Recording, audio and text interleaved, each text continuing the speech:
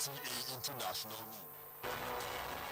President Buhari at ECOWAS 50th Summit makes case for peacekeepers to enable effective early conflict resolutions.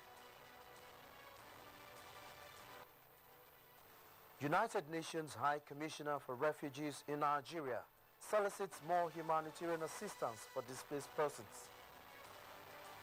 Nigeria's Inspector General of Police opens investigation into why Rivers Rerun election are controversy-ridden.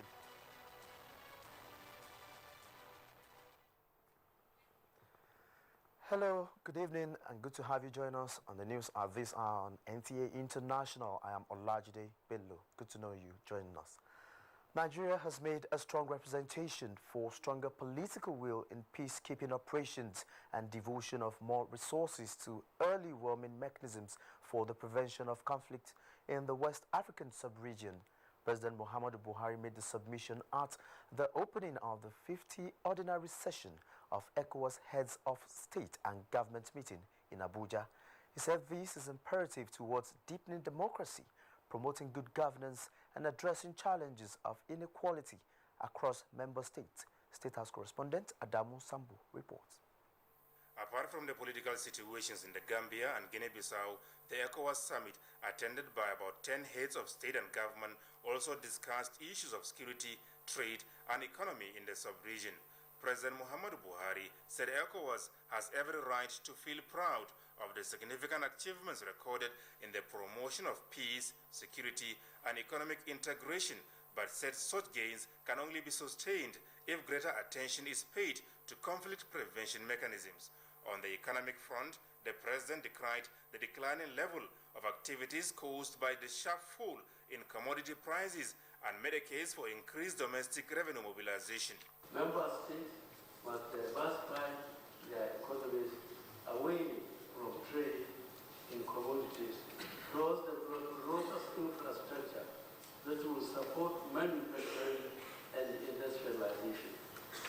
To this end, I urge the community to invest more in infrastructure and human resources so as to unleash the potentialities that exist in our respective economies and in our peoples. The Nigerian leader also called for effective collaboration and cooperation towards confronting climate change with development partners, as well as making conscious efforts towards good governance and accountability at all levels. The cost of governance must be reduced across all ECOWAS institutions, while resources should be devoted to programs and projects that will have direct bearing on the lives of ordinary citizens and create jobs fast enough to absorb our teeming youth population. In this regard, it is necessary that measures be taken to review the ECOWAS treaty in order to make ECOWAS responsive to new national, regional, and global challenges. The ECOWAS chairperson, President Ellen Johnson Sirleaf of Liberia, and the president of ECOWAS, Marcel de Souza, noted with concern that security and political issues in the sub-region have overshadowed the economic development and integration efforts. They particularly described the political situations in the Gambia and Guinea-Bissau as most disturbing. The turnaround of the President Yahya Jammeh by rejecting the results announced by the Independent Electoral Commission will undoubtedly open the door to a major post-electoral crisis. Decisive action at this summit is required to bring the situation under control before January 19, the constituted date when the mandate of the incumbent president expires. The special representative of the United Nations Secretary General for West Africa, Mohammed Ibn Chambers, promised that the United Nations will support efforts by ECOWAS towards ensuring orderly transfer of power in the Gambia. The various speakers commended the conduct of peaceful elections in Ghana and Cape Verde, paying tribute to President John Dramani Mahama of Ghana for the display of maturity and statesmanship. In Abuja, Adamu Sambu, NTA News. It was an emotional demonstration of respect for President Muhammadu Buhari by ECOWAS leaders as deliberations on critical issues were put on hold to commemorate his 74th birthday anniversary. This was at the opening of Heads of State and Government meeting of the sub-regional organ in Abuja. Again, State House correspondent Adamu Sambu reports. The Big 5-0 ordinary session of the ECOWAS Heads of State and Government is everything but ordinary. There is a sense of urgency as well as one of appreciation for the challenges and successes recorded in the year. For Ghana, Cape Verde and Niger that successfully held elections, leaders say they represent emerging maturity of the region in the democratic lane. But there was no pat on the back for Yahya Jammeh's The Gambia, which was conspicuously absent. Instead, the leaders in the closed-door session will be racing against time to find a decisive resolution of the country's political impasse ahead of the handover date on January 19th. It is now important that the authority at this summit considers recommended measures to bring this matter to successful conclusion. As always, the UN will continue to support your efforts for a peaceful, timely, and orderly transfer of power on January 19, 2017. Guinea-Bissau is just slightly better, as all it requires is finding a way to fully implement the Alpha Condé-led mediation team's 6-point concession agenda. In the words of ECOWAS chairman of authority, the situation there still is complex. While gains have been made in tackling terrorism and security challenges, recent events in Burkina Faso drive further home the need to strengthen the region's security architecture. To sustain these gains and manage conflicts more effectively, we need to pay greater attention to conflict prevention mechanisms in the region, as prevention is cheaper in every respect. Looking ahead to the future, the leaders believe the success of regional integration depends largely on increasing intra-country trade, which now stands at 12%. The ECOWAS leaders, as they meet, analysts say, must also do better with institutional reforms, just as an integrated approach to addressing the humanitarian challenges brought about by conflict and insecurity is necessary. A communique is expected at the end of the summit. In Abuja, Ahmed Mbali, NTA News. Well, sorry for that mix-up. That was actually Ahmed Ambali's report highlighting some of the issues the leaders will focus upon as they project for a prosperous 2017. Now back to our early story. It was an emotional demonstration of respect for President Muhammadu Buhari by ECOWAS leaders as deliberations on critical issues were put on hold to commemorate his 74th birthday anniversary. This was at the opening of Head of State and Government meeting of the sub-regional organ in Abuja. State House correspondent Adamu Sambu reports. President Muhammadu Buhari, who is still basking in the euphoria of his daughter's marriage, was virtually surprised by the West African leaders whose meeting under the auspices of ECOWAS coincided with his 74th birthday. And this was how the Nigerian leader was celebrated.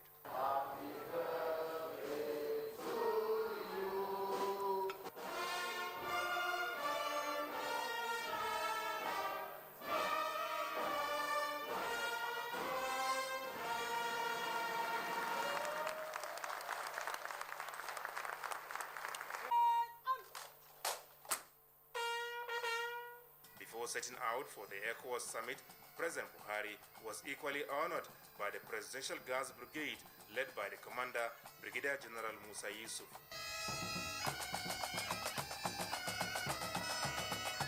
It was a clear demonstration of discipline, dedication, commitment, and absolute concentration as officers and soldiers of the brigade held a special parade in honor of the President.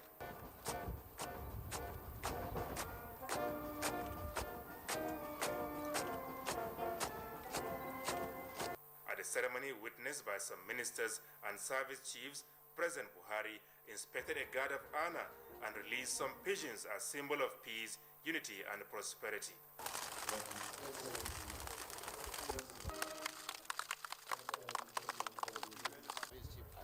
All members of the armed forces of the Federal Republic of Nigeria will present this.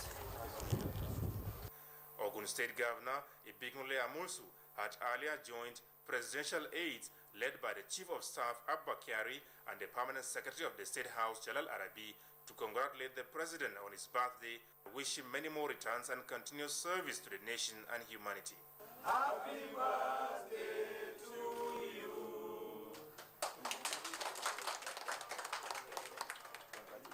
President Muhammad Buhari was born in Daura, Katsina State on the 17th of December 1942. From the State House, Adamu Sambu, NTA News. The United Nations High Commissioner for Refugees says it will continue to protect the interests and rights of refugees and internally displaced persons. The High Commissioner Filippo Grandi said this on his arrival in Abuja for a 3-day visit to Nigeria. Dele Atumbi reports. Over the years, the plight of refugees and internally displaced persons have always attracted the attention of United Nations High Commissioner for Refugees.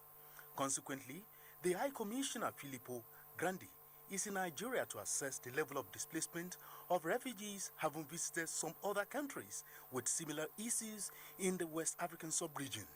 He said the UN Refugees Agency will take a critical look at the standard of living of internally displaced persons in Nigeria and advocated more humanitarian assistance for internally displaced persons. My tour in Nigeria, I will travel to the northeast, to Borno State, and that will give me a complete picture of the causes of the displacement and the activities that we need to do in favor of refugees and displaced and the solutions that we can find. While in Nigeria, the High Commission will equally hold high-level talks with the Nigerian government. In Abuja, Dele Atumbi, NTA News. The Inspector General of Police, Ibrahim Idris, has set up a team of detectives and experts to conduct a thorough investigation into the 70 incidents INEC said tended to derail the 10th December 2016 rerun elections in Rivers State. Deputy Force Public Relations Officer CSP Jimo Mashood, who disclosed this while briefing the media, says the investigative panel was with a view to unraveling those who directly or indirectly are responsible for such incidents to bring them to justice. Timothy Yusuf reports. The rerun election in Rivers State was reported to be marked by violence and other electoral malpractices. The Independent National Electoral Commission, INEC, while reviewing the election, requested for an investigation into the exercise. The police has responded to the situation by constituting an investigative team mandated to, among others, conduct forensic analysis on the audio report released by Sahara reporters purportedly to be the voice of the governor of Rivers State, Nyesom Wike, pertaining to the concluded elections. The government of Rivers State and INEC are enjoined to avail the investigation team with facts at their disposal and grant them the desired cooperation. The IGP equally wishes to call on election observers, civil society groups, human rights watchers, and other stakeholders to avail the police investigation team with information at their disposal. The Deputy Force PRO explained that the Nigeria Police Force is committed to enthroning the principles of democratic policing, stressing that the IGP's master plan on election security in the country is in accordance with the international best practices and core value of policing with integrity. The investigative team is headed by a Deputy Commissioner of Police with vast experience in investigations. The team has 30 days to complete and submit the investigation report, whose findings are expected to be made public. In Abuja, Timothy Yusuf, NTA News. The Japanese government, under her International Cooperation Agency, JICA, is providing technical support aimed at boosting rice production in Nigeria as the country targets 2017 for self-sufficiency of the commodity. Farmers are being trained in seed multiplication, cultivation and harvesting. Musaba Bali has more. Seeds remain the most important aspect to crop production as it determines the quality and output of farmers.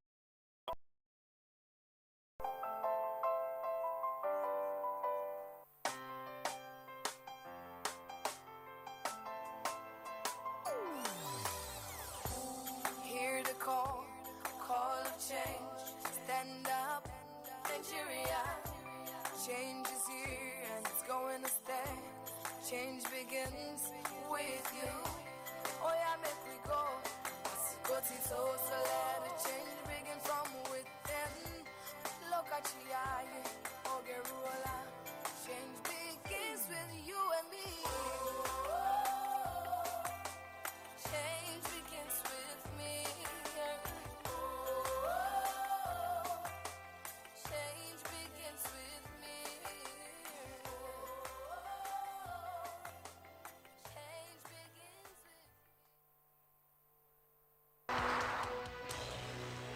NTA International News. Africa as it is. Thanks for being there. Over now to Uche Nwizu for highlights of stories which made the headlines in our Week in Review segment of the news.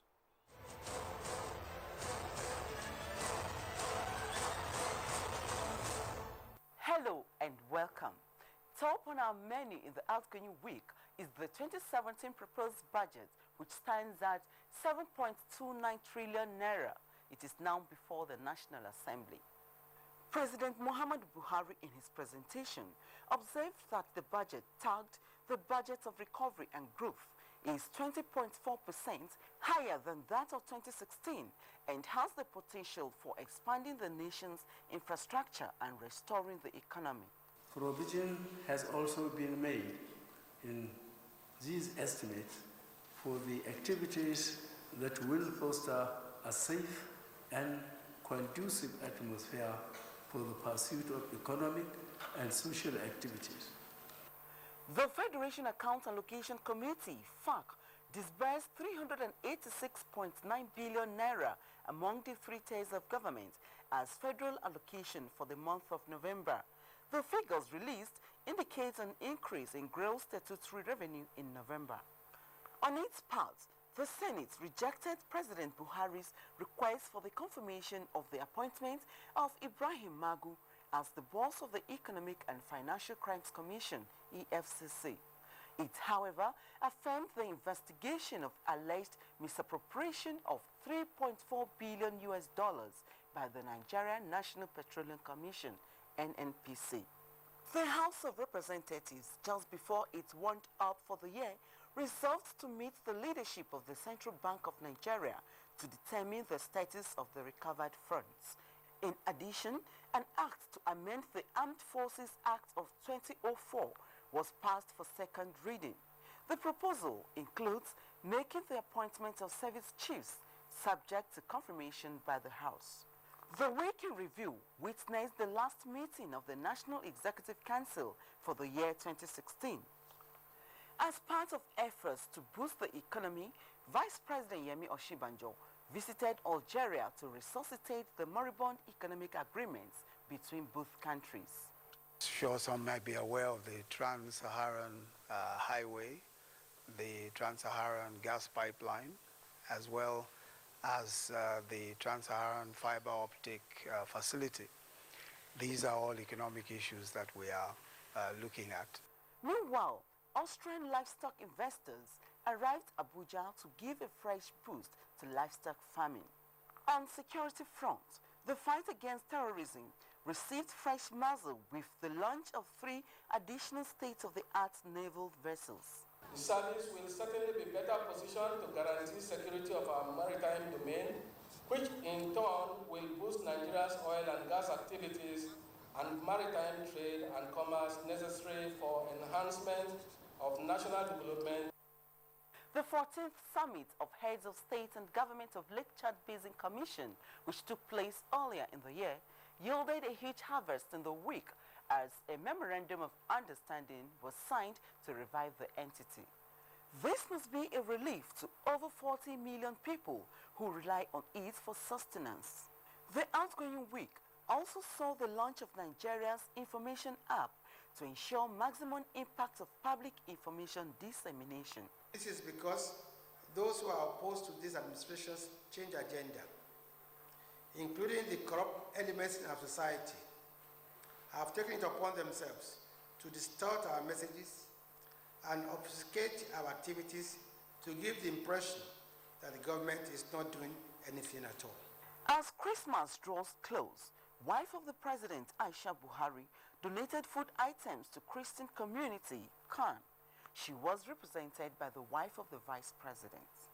To cap the review of the outgoing week is the aftermath of the Gambia's presidential election, which raised tensions in the international community. The incumbent leader rejected the election result he had earlier accepted, and a delegation, which included President Muhammadu Buhari, visited Gambia to seek a resolution.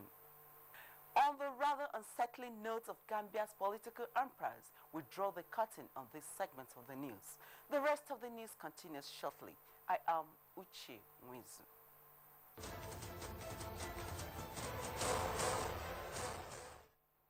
Thank you very much, Uche. Moving on now. For happenings in other parts of the globe, here is Chukunonso Mwabweze. Report from the Democratic Republic of Congo reveals that Belgium has advised its citizens whose presence was not essential to leave its former colony due to fears of violence in a proposed anti-government protests. Belgian Foreign Affairs Minister Didier Reynders, in a statement, cautioned Belgian citizens who are still in the country to be conscious of their movements following the expulsion of 2 Belgian journalists from Congo. Meanwhile, in a brief statement sent to the Reuters news agency this Saturday, China's Foreign Affairs Ministry says that China and the United States were using military